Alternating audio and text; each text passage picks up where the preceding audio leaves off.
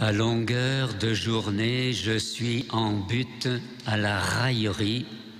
Tout le monde se moque de moi. C'est Jérémie qui dit ça. Le prophète de malheur commence à se lasser de son rôle ingrat. Lui-même a été séduit, comme il le dit, par le Seigneur Tout-Puissant. Il a été conquis par la force de la parole divine. Il veut bien s'en faire l'écho fidèle, mais on ne peut pas dire que son entreprise soit couronnée de succès. C'est la faillite totale.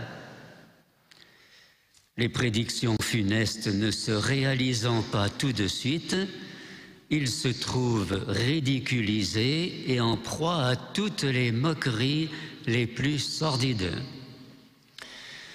C'est pourquoi, à plusieurs reprises, découragé, désabusé, il a songé à se taire, à se dérober à sa vocation prophétique. Seulement voilà, il y a en lui comme un feu dévorant, impossible à éteindre et qui le pousse à crier sans cesse le message issu de la colère divine. Le prophète de Dieu est donc acculé à la solitude et à la souffrance. Et nous savons par expérience combien nous pouvons souffrir des railleries et des moqueries des autres. Cette solitude et cette souffrance morale est souvent le lot des hommes de Dieu. Pensons à la solitude d'Abraham, qui est le seul à croire envers et contre tous, malgré le rire de Sarah, malgré l'inconscience d'Isaac, malgré la lenteur de la réalisation des promesses divines.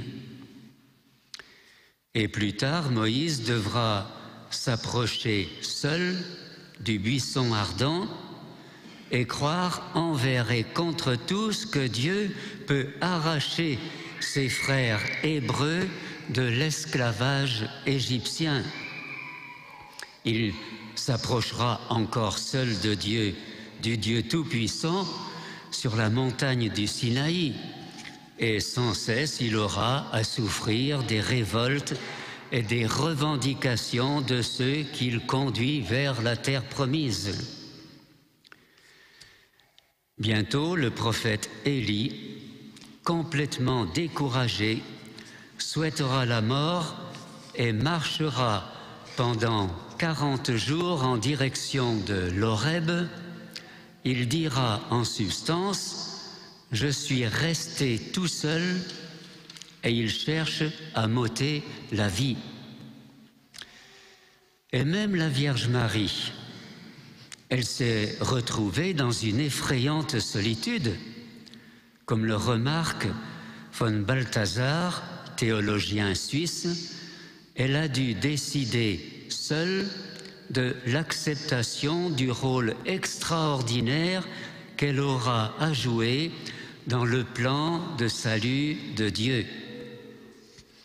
Et nous savons aussi par quelle souffrance elle est passée, elle qu'on a appelée la mère des douleurs, la mère des 7 douleurs. Et le théologien suisse tire cette conclusion: rien n'a jamais été fécond dans l'Église qui ne soit passé de l'obscurité d'une longue solitude à la lumière de la communauté. En effet, il en sera dans le Nouveau Testament comme dans l'Ancien Testament. Les grands saints ont connu les longues heures de solitude et d'incompréhension. La souffrance les a marqués et les a assimilés à leur maître, le Christ, qui a dit « Si le grain de blé tombé ne tombe en terre et ne meurt, il reste seul. Mais s'il meurt, dans la solitude, il porte beaucoup de fruits. C'est ainsi que l'Église primitive avait bien compris la fécondité surnaturelle des martyrs. Et saint Paul, dans la deuxième lecture, évoque cette offrande de tout notre être. Je vous exhorte à offrir à Dieu votre personne et votre vie en sacrifice saint, capable de plaire à Dieu. Ce genre de sacrifice ne se fait que dans la solitude et souvent dans l'incompréhension générale, voire même avec la désapprobation de ceux qui s'arrêtent aux vues purement humaines. Quant à être témoin du Christ, il n'y a pas d'âge. La valeur n'attend pas le nombre des années, certes, mais par ailleurs, il n'y a pas de retraite anticipée pour donner le témoignage suprême. Pensons à l'exemple extraordinaire de saint Polycarpe, évêque de Smyrne, au IIe siècle, qui fut martyrisé malgré son grand âge. Au proconsul qui l'interroge et qui veut lui faire maudire le Christ, il déclare « Il y a 86 ans que je le sers et il ne m'a fait aucun mal. Comment pourrais-je le blasphémer ? Si tu t'imagines que je vais jurer par la fortune de César et si tu fais semblant de ne pas savoir qui je suis, écoute, je te le dis franchement, je suis chrétien. » En affirmant cela, Polycarpe proclamait son arrêt de mort. Et en effet, rapidement, un bûcher est dressé pour qu'il soit brûlé vif. Et lorsque tout fut prêt pour le sacrifice, une belle prière s'éleva de ses lèvres, prière par laquelle le vieil évêque bénissait Dieu de l'avoir jugé digne d'être compté au nombre des martyrs.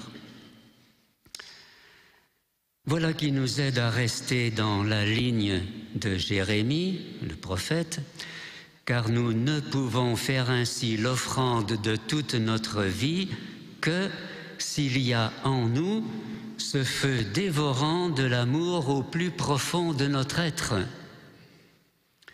Le Christ n'est pas venu expliquer la souffrance, il s'y est soumis comme les autres.